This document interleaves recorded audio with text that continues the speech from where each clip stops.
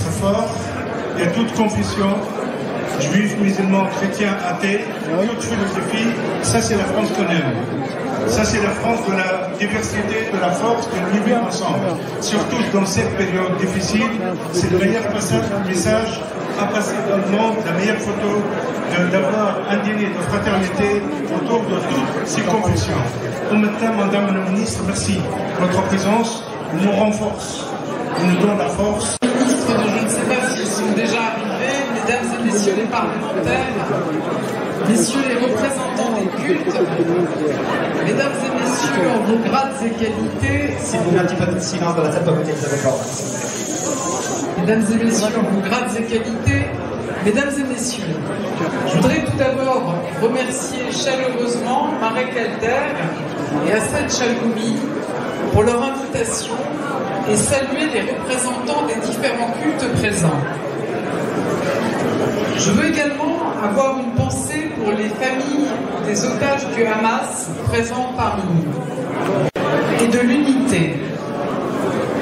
Nous nous retrouvons parce que nous croyons que la fraternité et le respect sont les piliers d'une société apaisée. Comme ancienne première ministre, comme ministre de l'Éducation nationale, de l'enseignement supérieur et de la recherche, ces convictions ont été et sont toujours au cœur de chacune de mes décisions. C'est la protection de toutes les personnes qui peuvent être atteintes en raison de leurs convictions. Cela nous oblige à lutter contre toutes les formes de racisme et de haine qui fracturent notre société. Je pense tout particulièrement à l'antisémitisme, aux discriminations envers les musulmans dont sont victimes trop de nos compatriotes et qui sont des réalités insupportables.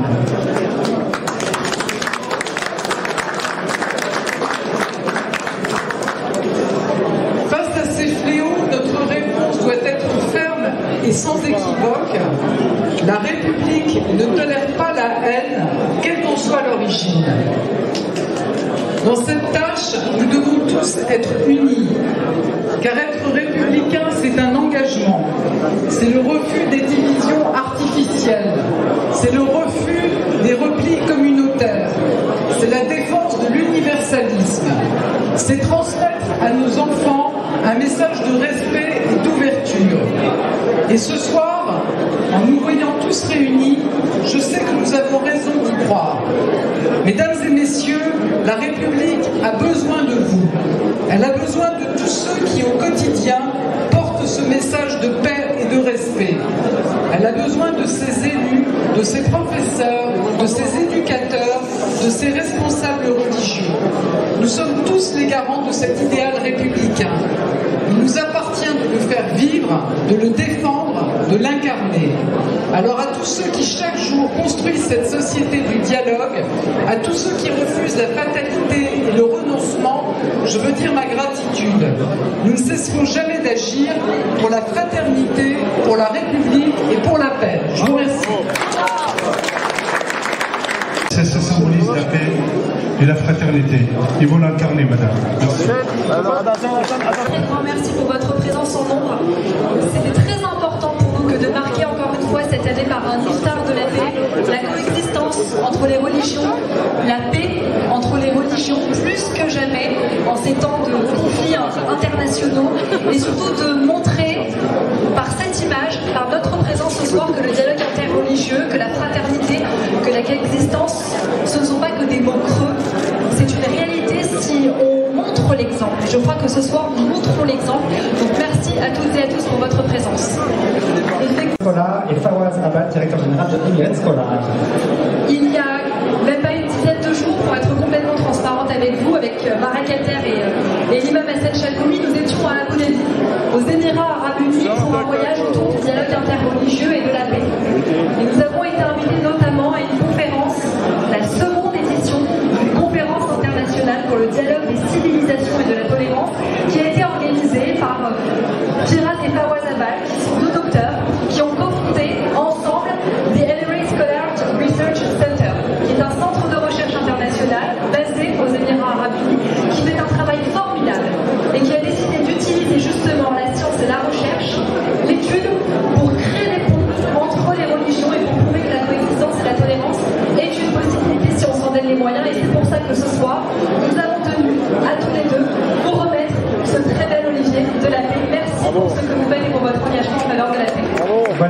Olivier de la Paix, à vous deux.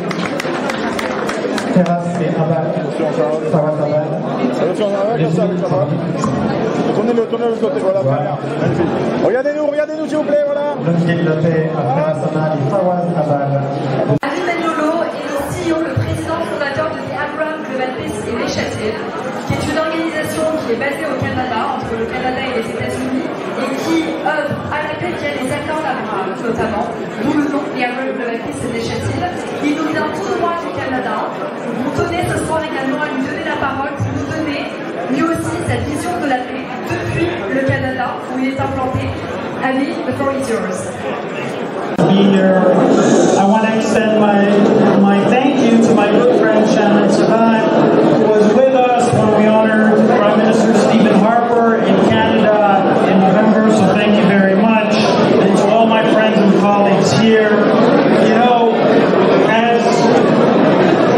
as the CEO of the Abraham Global Peace Initiative, a leading organization in Canada, my mission is to build bridges of peace, of hope with communities, and our work is deeply rooted in fighting anti-Semitism and all forms of hatred, defending democracy, and championing human rights. Je tiens à exprimer ma sincère gratitude à l'imam Hassan Chatoumi, président de la conférence des imams de France, pour cette aimable invitation au dîner de l'Iftar pour la paix.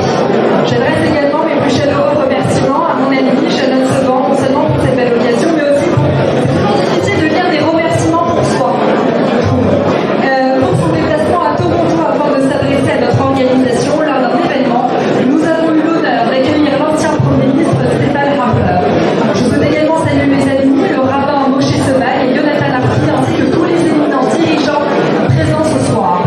En tant que PDG de The Abraham Global Peace Initiative, une organisation de premier plan au Canada, ma mission est de bâtir des ponts entre les communautés. Notre engagement repose sur la lutte contre l'antisémitisme et toutes les formes de haine, la défense de la démocratie et la promotion des droits humains. And above all, we're strong advocates for peace in the Middle East through the Abraham Accords. We strongly believe in the vision of the Abraham Accords, in bringing people together and pulling the Middle East together, and we are calling for a renewal and a strengthening of the Accords to ensure that all people, alongside the State of Israel, come together. I want to also point out that some of the hostage families are here with us tonight. Please give them a round of applause. I'm wearing one of the buttons. We support them. We call for the immediate release of the hostages. We want them to come home.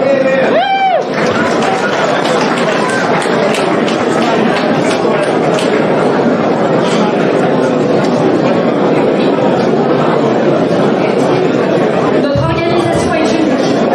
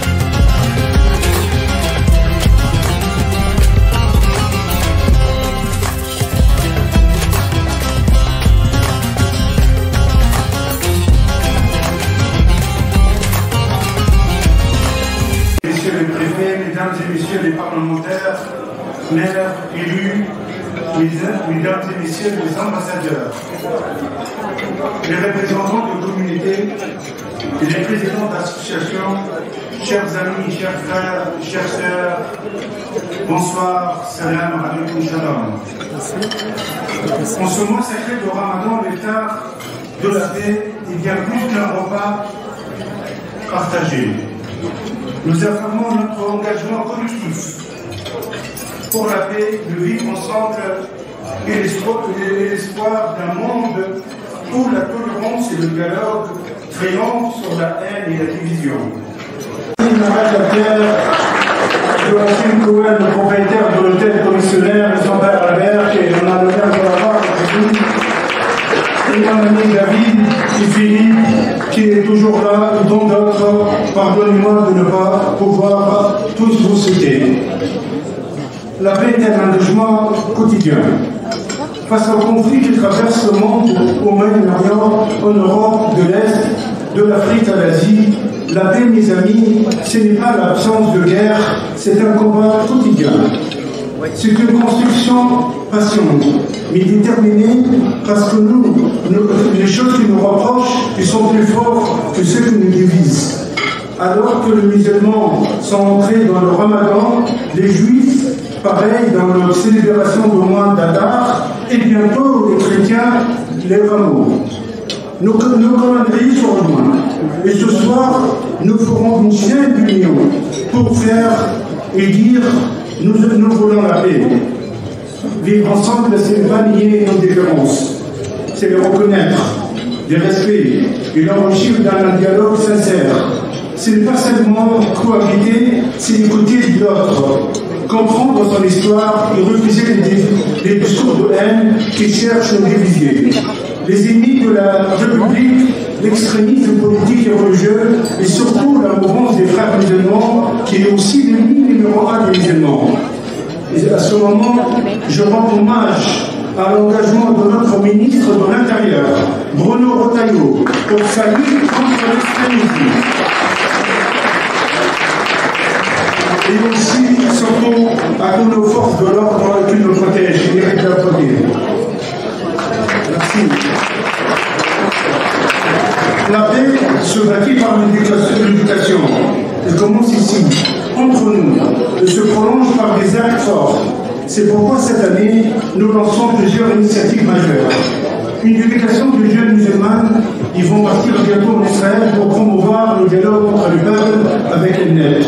Une délégation des imams européens pour la paix en Israël et pour que les représentants religieux soient des porte-parole de tolérance et de fraternité. Une grande marche de la paix. Le 4 mai, il y aura mon ami Marek Terre qui va parler plus de cette marche, pour affirmer haut et fort notre rejet de la haine et notre engagement en faveur de vivre ensemble. Un projet autour de la formation des imams et la création des cellules de vigilance pour lutter contre le radicalisme. Des voyages d'éducation avec des jeunes, nous partons à Auschwitz et au Vatican et d'autres lieux de mémoire, car c'est dès l'enfance que se construit le respect et la tolérance. Tous ici, ce n'est pas qu'une question symbolique ou de partage ou de fête religieuse, c'est reconnaître et respecter l'autre. La paix, elle se construit. Le dialogue interculturel permet d'avoir une société apaisée et fraternelle. La diversité doit être une richesse et non une source de division. Nous avons une responsabilité face à la haine. Nous refusons toutes les formes de rejet, racisme, antisémitisme, extrémisme. Nous avons un devoir de vigilance pour dénoncer ceux qui la montrent et la montrent des divisions. Je veux d'ailleurs saluer le sens de la responsabilité des sénateurs qui ont demandé de retirer la nationalité française d'Arim Hassan. Elle n'a rien de la France. Elle n'a rien de la France. Nous, on cherche la paix, elle cherche la guerre. On vit, nous on veut vivre ensemble, mais elle est là pour la division, l'importation du conflit, elle porte la voix de la haine, celle de Hamas. La paix est une responsabilité. La paix est une responsabilité partagée. Chacun une chaîne, ils veulent en artisan fraternel, en brisant les préjugés, combattre l'intolérance, en ne laissant pas la banalisation du fondamentalisme et le sentiment d'impunité. Ce soir, nous prions et nous prenons tous plus d'engagement politique. Votre présence est l'acte fondamental. Le Ramadan nous rappelle que le jeûne ne concerne pas seulement de ne pas boire et de manger, mais aussi la purification du cœur, la purification du cœur et l'ouverture aux autres. L'Islam nous enseigne que le meilleur des hommes est celui qui est le plus utile à l'humanité. Notre foi ne peut pas en aucun cas être justifiée la haine et l'injustice ou la violence. Ce soir, nous voulons une prière pour ceux qui souffrent. Cette nuit nous l'appelle de nos voeux, que tous les otages israéliens retenus à Gaza retournent chez eux. Que notre ami l'écrivain Roland Sassal retrouve sa liberté. Que la guerre en Ukraine cesse. Et que l'âme de Ouad Yanomé et les familles des Basses reposent en paix. Amen. Ensemble, poursuivons ce combat pour la lumière et contre l'obscurité. Construisons un avenir où nos enfants vivront sans peur et sans haine, mais dans l'amour et la justice. Notre diversité est une richesse pour bâtir des ponts. Il y a un proverbe dans l'islam: s'il n'est pas ton frère dans la religion, il est ton frère dans l'humanité. Ensemble, poursuivons ce combat pour la lumière et contre l'obscurité. Je vous souhaite bon affaire, Sakato, vive la France, vive la République. Vous êtes ici plus que 400 musulmans, venus de loin pour certains, juifs, chrétiens, bouddhistes, agnostiques, tous réunis ce soir à l'invitation de mon ami l'imam Hassan Chadoumi à l'occasion de ce dictat de la paix.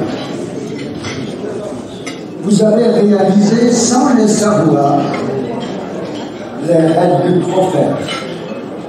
C'était en 622 de notre ère, lors d'une rencontre avec les représentants des tribus juives de Médine. Mahomet proposa au rabbin Abou Salam, Shalom, de la tribu de Banu Al, de composer ensemble ce qui deviendra la première constitution de l'histoire, la constitution de Médine. Vous savez, en arabe, la Sakifa. Son but, essayer de réguler la vie quotidienne, les droits et les devoirs des hommes et des femmes des différentes tribus et confessions. Il s'agissait à l'époque des juifs, des musulmans, des idolâtres et même des agnostiques. Que les juifs forment une communauté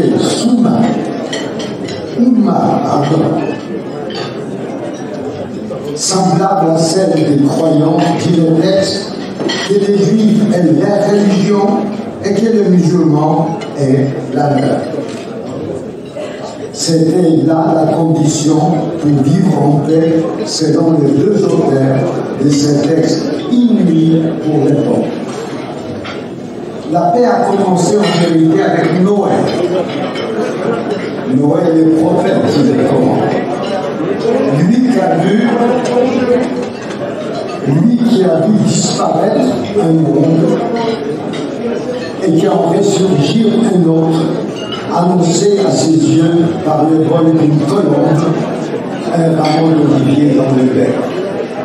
Cette même colombe que Picasso dessina des millénaires plus tard. Cette paix est devenue à travers le temps les rêves de toute l'humanité. J'ai fait un rêve, lança Martin Luther King en 1963 devant des centaines de milliers de personnes avant d'être tuées. Comme Gandhi, comme Sadat, comme Rabin, comme tant d'autres, eu la même, qui eut les mêmes rêves après et avant lui. La paix est-elle si subversible que cela? Pourquoi fait-elle si peur? Peut-être parce qu'elle draine avec elle l'idée de non-guerre, l'acceptation de l'autre différent et surtout les désirs de justice. Dans sa pérégrination des pays lourds à celui du Canaan, Abraham, notre ancêtre à tous, arriva dans la ville de Salem, Shalom, où il fut reçu et béni par le roi Melchizedek, roi de justice. Nous sommes tous porteurs de la même mémoire, mais la mémoire est comme un jardin, il faut l'entretenir, l'arroser, les préserver. De tout temps, les hommes se sont consacrés. Aujourd'hui, l'un d'entre eux est mon ami Hassan Chalkoumi, au péril de sa vie. Oui, la paix est un travail dangereux en soi. Et pour ceux qui entretiennent le désir de la paix encore plus, accepter cette mission nécessite un grand courage, croyez-moi. Comme les gardes policiers qui protègent l'imam Hassan Chalkoumi jour et nuit, nous les protégeons également par notre présence ici cette nuit. Et au-delà, ceux qui comme nous l'aiment et n'ont pas pu retrouver une place ce soir à nos côtés. Nous qui nous retrouverons, j'espère, les 4 mai prochains lors d'un immense rassemblement marche sur les Champs-Élysées, derrière un cortège de représentants de toutes les religions, ils mèrent le drapeau blanc portant un unique mot, un même slogan, paix, shalom, salam, peace. Merci d'être là.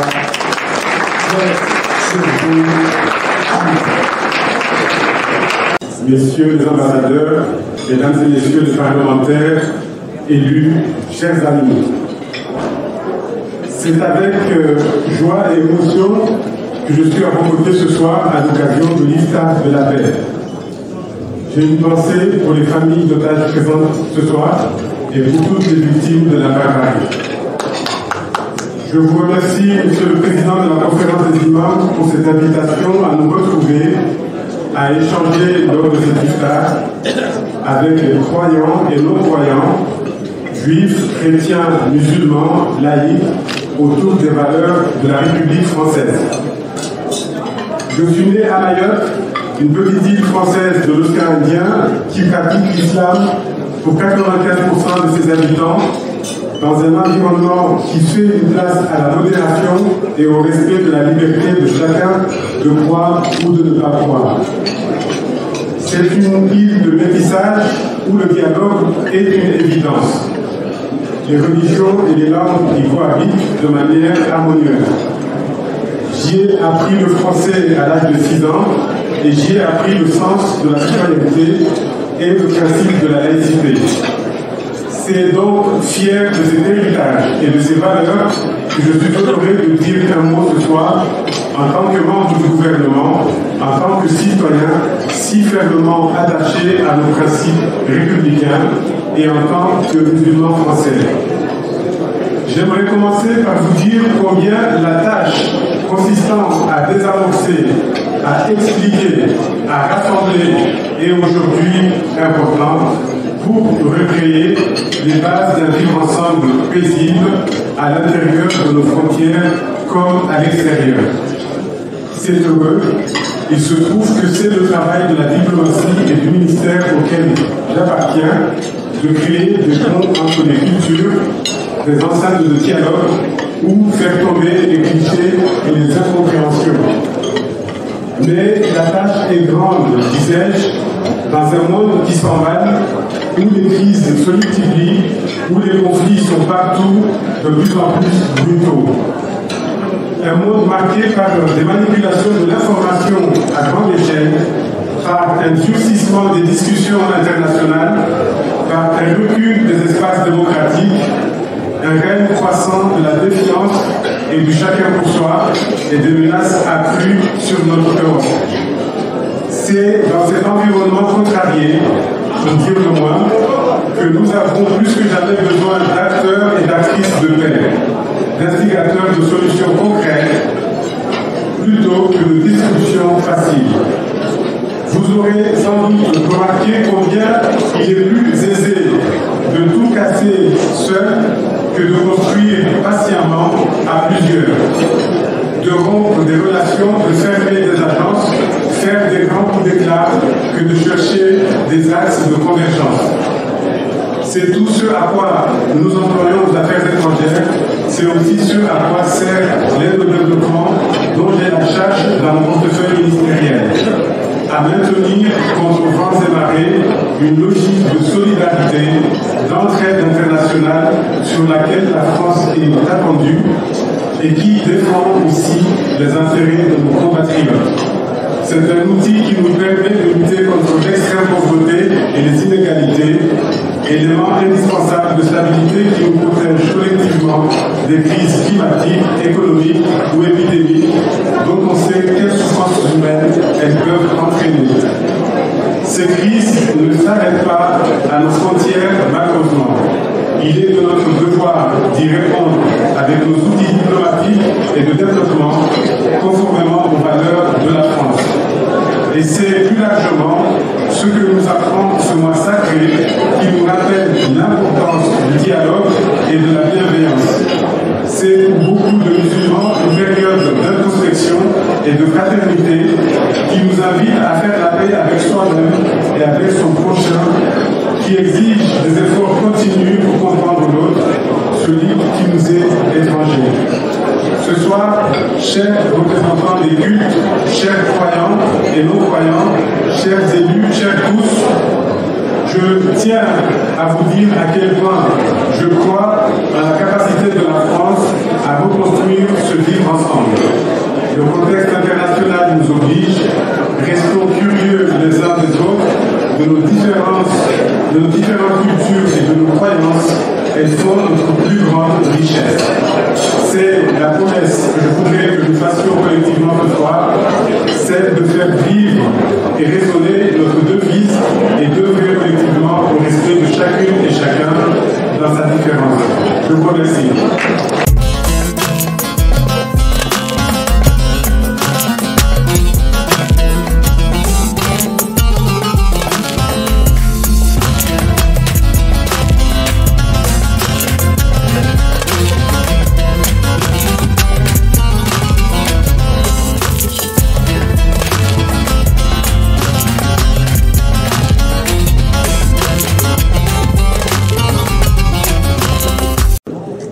Très chers amis, mesdames, messieurs les ministres, mesdames, messieurs les préfets, les députés, les sénateurs, mesdames et messieurs les maires, les élus de la République française, mesdames, messieurs les ambassadeurs, messieurs les imams, monsieur le grand rabbin de France, cher Haïm, messieurs les représentants communautaires, mesdames et messieurs, chers amis.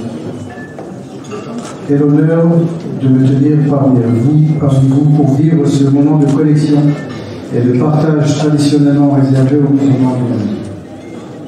Merci mon ami, très cher Imam Chalgoubi, de nous ouvrir les délices ce soir. Cet iftar, d'autant plus précieux, qui nous réunit aussi nombreux à une période où les forces multiples tentent de nous diviser et de nous faire croire que le vivre ensemble, ce caractère primaire de l'homme, est une belle utopie, voire même pour certains un crime. Pourtant, pour la plupart d'entre nous, je crois profondément que la réponse au monde de ce monde et la voie que nous avons empruntée ce soir, c'est du dialogue. En tant que diplomate, et à une époque où personne ne s'autorisait à imaginer la paix entre Israël et les pays du Golfe, j'y ai consacré une grande partie de ma carrière. J'ai œuvré notamment pour le développement des relations avec les Émirats arabes unis dont je salue l'ambassadeur, ici présent ce soir dans la salle, et en m'installant, au début des années 2000, au royaume de Bahreïn, pour y créer les bases des relations diplomatiques entre nos deux pays. Ces relations naissantes, il y a plus de 30 ans, ont créé un espace de paix inespéré au Moyen-Orient, consacré par les accords d'Abraham, qui ne demandent qu'à s'étendre. Ce soir, par notre présence, nous faisons vivre cette valeur de communion incarnée par ces accords, en rassemblant autour de la même table des nations amies et des peuples cousins. Ainsi, comment trouver une occasion plus opportune pour parler de coexistence qu'en tant de figures religieuses, diplomatiques du monde arabe et du Moyen-Orient qui ont décidé d'y prendre pleinement part sont réunis ce soir. Je dois vous dire que l'occasion ne saurait être plus parfaite puisque nous nous rassemblons sous le beau patronage de la République française qui fait de la coexistence un modèle de société. Mesdames et messieurs, chers amis, ce n'est pas à vous que j'apprendrai que parler d'espoir, de vivre ensemble et de paix est en ces temps en mauvaise presse. Ce n'est pas à vous que j'apprendrai que cet idéal pour lequel nous nous battons est en proie à des forces contraires qui cherchent à saboter nos efforts et à fragiliser les acquis.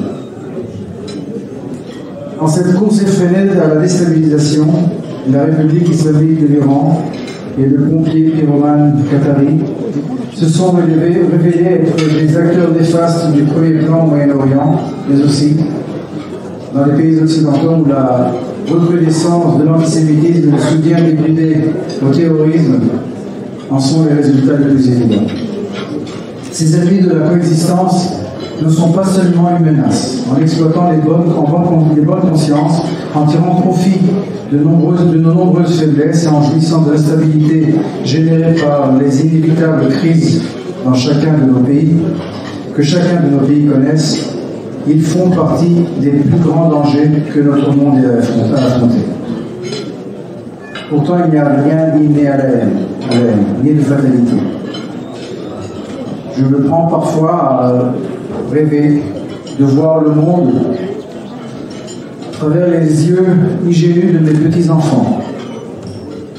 Mais à défaut de ne pouvoir le faire véritablement, je me suis fait la promesse de tout faire pour garder l'innocence de cette merveilleuse génération porteuse d'espoir, qui aura la charge de créer demain une autre réalité. Je veux croire que ce qui nous unira pour l'éternité sera cette promesse d'un meilleur futur. Chers amis, chers imams Chagroumi, lors de notre dernière rencontre, nous nous sommes accordés sur ce que cette année nous apportera. En 2025, nous nous sommes donc autorisés à rêver de paix. Mais 2025 sera aussi une année de reconstruction, à l'heure où les nuages de guerre commencent à se dissiper au Moyen-Orient. Je mesure le poids de mes paroles, en me tenant à côté des familles de Mohamed Ladrach, Ran Béli, Idan Stevi et de Nimrod Cohen et de Charles Navarro, toujours otages entre les mains du Hamas. C'est dans les ruines des kibbutz meurtris et de Gaza détruites qu'il nous faudra faire le choix de la coexistence. C'est dans ces ruines qu'il faudra trouver la force de réparer nos nations déchirées. C'est dans ces ruines qu'il nous faudra collectivement décider de faire triompher l'humanité sans qu'elle ne sorte d'abîmer des déchirements sans cesse instrumentalisés. J'y crois. Et vous êtes ici ce soir, et si vous êtes ici ce soir, chers amis, c'est que vous aussi, vous y croyez. Alors, en ce mois divin de Ramadan pour tous les musulmans du monde, que les bénédictions fleurissent et que l'espoir renaisse, avec une certitude qui doit persister dans tous les corps, dans tous les cœurs. La lumière finit toujours par vaincre l'obscurité. Merci à tous.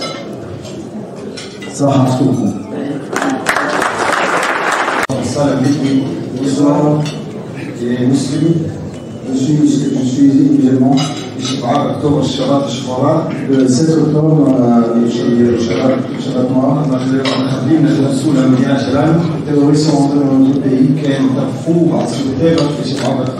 Ils ont tué, ils ont massacré le 7 octobre.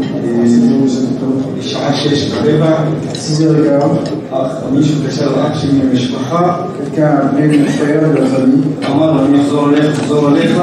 Il a dit je vous rappelle.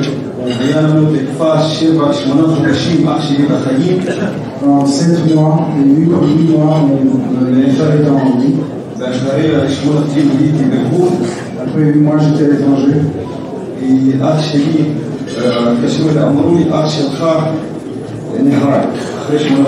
m'a appelé après 8 mois et m'a dit que mon frère avait été tué.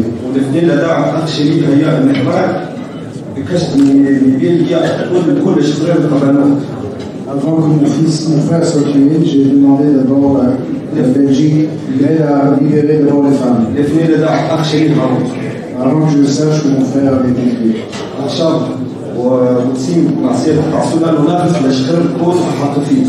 Quand nous demandons la pression sur le Hamas, de libérer tous les otages. Nous avons 59 otages. En vie et mort.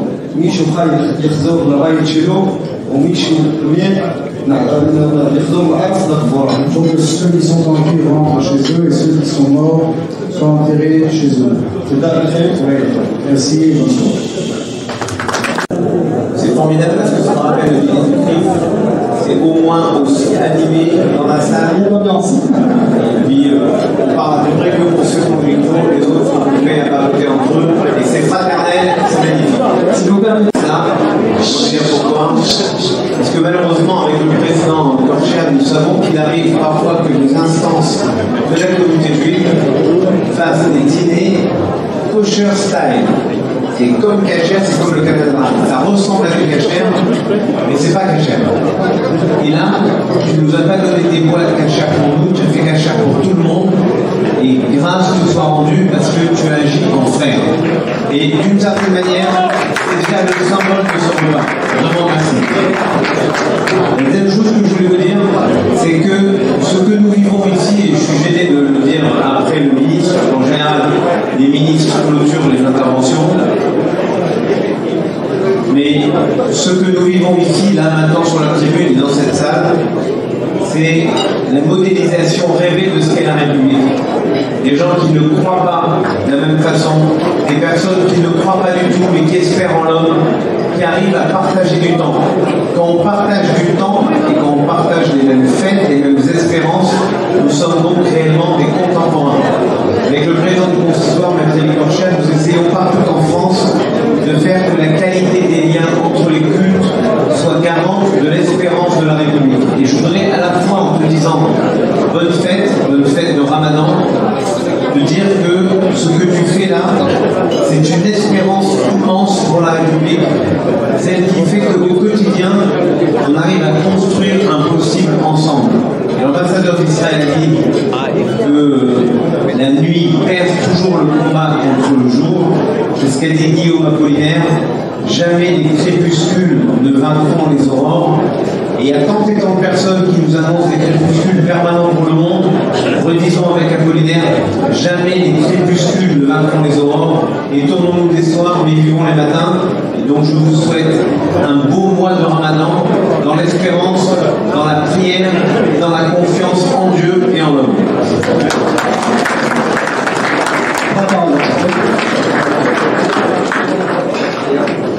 Merci mon cher Hassen de nous avoir invités ce soir. Merci pour cette soirée exceptionnelle que vous organisez de nouveau.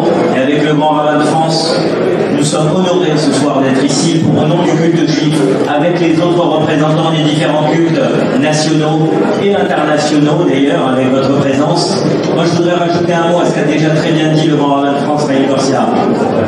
Il a dit tout à l'heure que ce n'est pas du kosher style, ça ne ressemble pas sans être le repas. Mais plus largement que cela, je vais filer cette métaphore. Tu es quelqu'un qui n'est pas dans l'apparence. Ton On est dans un monde où il y a beaucoup d'artificiel. On est dans un monde où il y a beaucoup de superficialité. Nous sommes avec Hassen Chatoumi pour une raison toute simple, parce que tu es authentique, parce que tu es droit, parce que tu as une intégrité et que les valeurs que tu défends, c'est mettre à l'honneur la religion tout en mettant aussi à l'honneur les valeurs de la République. Et je le dis, alors que nous, depuis 216 ans, le consistoire de France a pour devise religion et patrie. C'est exactement ce que tu défends. Et si nous sommes ici sur scène ce soir, les représentants des religions ici, c'est pour dire la religion que l'on aime, la religion que l'on défend, les valeurs que nous portons, ce sont exactement celles qui te mettent en danger, et nous le savons, et nous savons ton courage. Aujourd'hui, ce sont les valeurs que tu portes, et sache que nous serons toujours, le judaïsme français comme les autres représentants qui sont ici présents, nous serons toujours à tes côtés, parce que ton combat, c'est le nôtre, et c'est avant tout celui de la France.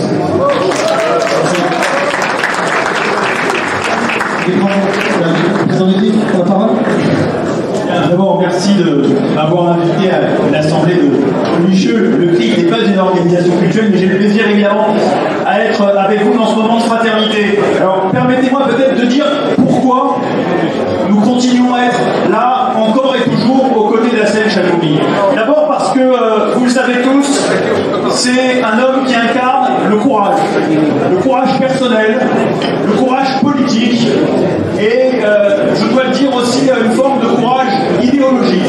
Vous l'avez vu, Hassen Chatoumi est très attaqué. Il a été encore, il y a quelques jours, quelques heures, par certains représentants politiques de l'extrême gauche. Je veux lui dire, en notre nom à tous, un message très simple. Plus tu seras attaqué et plus nous te défendrons, parce que ton combat est notre combat et que nous partageons l'essentiel, le combat pour la République. Donc, cher Hassen, merci de nous donner l'occasion de nous réunir tous ensemble ce soir. Merci de porter ce message de paix et de fraternité. Et merci de nous donner l'occasion de te dire combien nous avons besoin de toi, besoin de ta parole, et combien nous continuons évidemment à être à tes côtés. Merci à tous.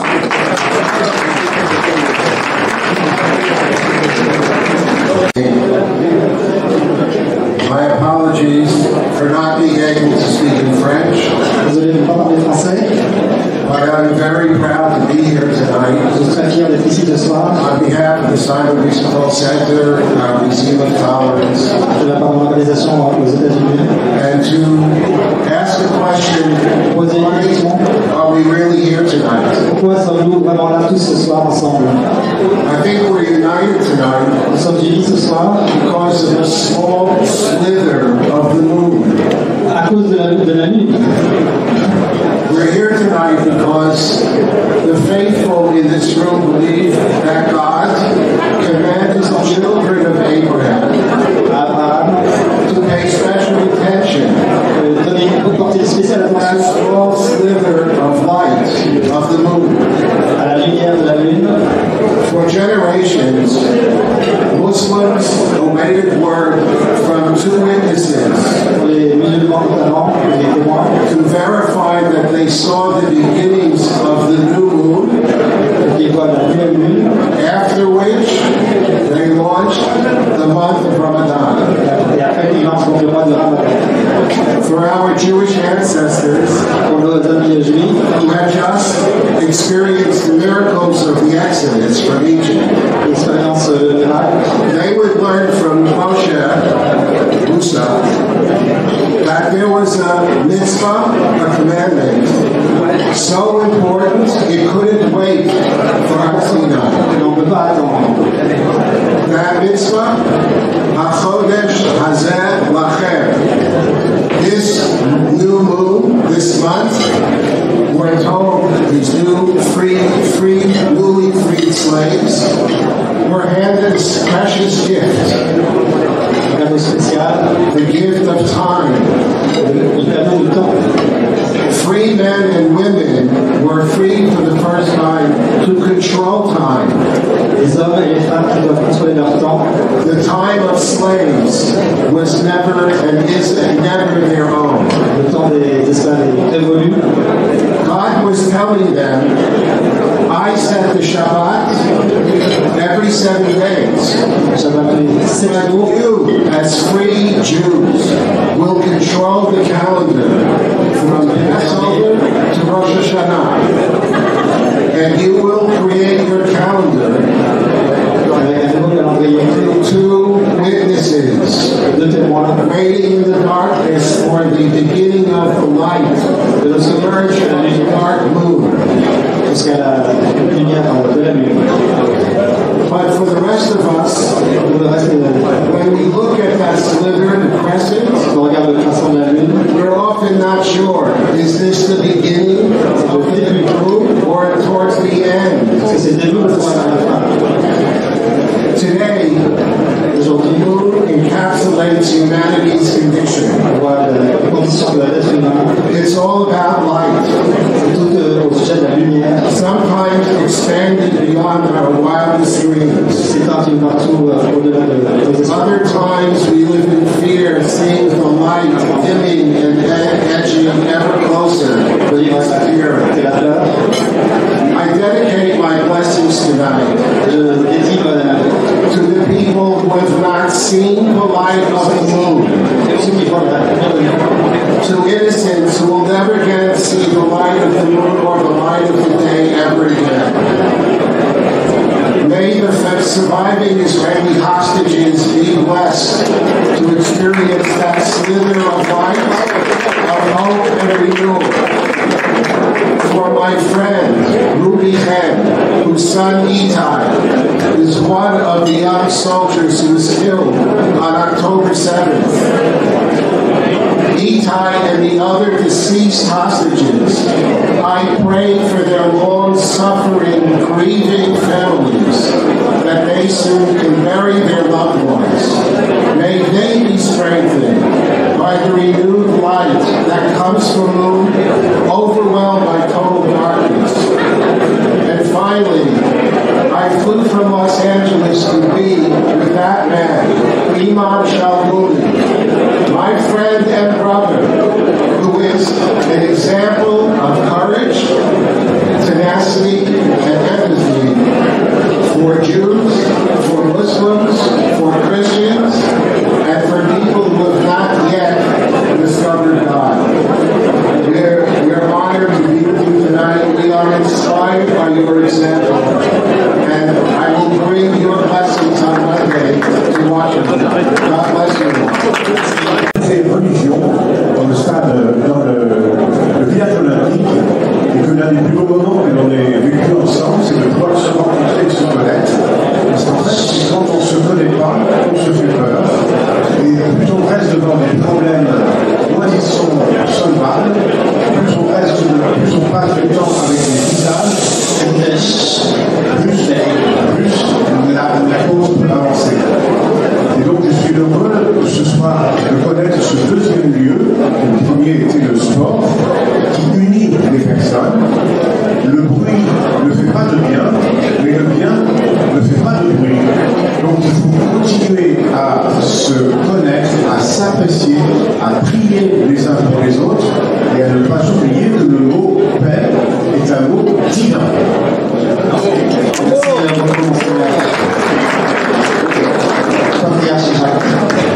Alors je dis qu'il est debout parce que vous avez eu des longueurs à mon plus donc je vais être relativement bref. Parler de la paix aujourd'hui, maintenant, là, après tous ces orateurs, franchement je ne sens pas à la hauteur, c'est pas vraiment un problème. Je laisse tous ceux qui peuvent en parler le faire et le faire. Je vais juste partager avec vous des moments que j'ai eus à partager avec la famille. Il est venu chez moi, on a un peu discuté dans l'intimité, ce qui n'est pas du tout la même chose qu'ici, et nous avons partagé dans la prière le don des larmes. Si vous connaissez le don des larmes dans la vie spirituelle, c'est le moment où Dieu nous donne des larmes qui coulent tout seul, on ne peut plus parler, et c'est des moments qui sont extrêmement importants parce que c'est le don de l'amour de Dieu. Et j'ai eu la chance de pouvoir partager avec la salle des moments comme celui-là, parce que nous avons tous les deux reçu le don des larmes par Dieu. Je vous souhaite une agréable soirée.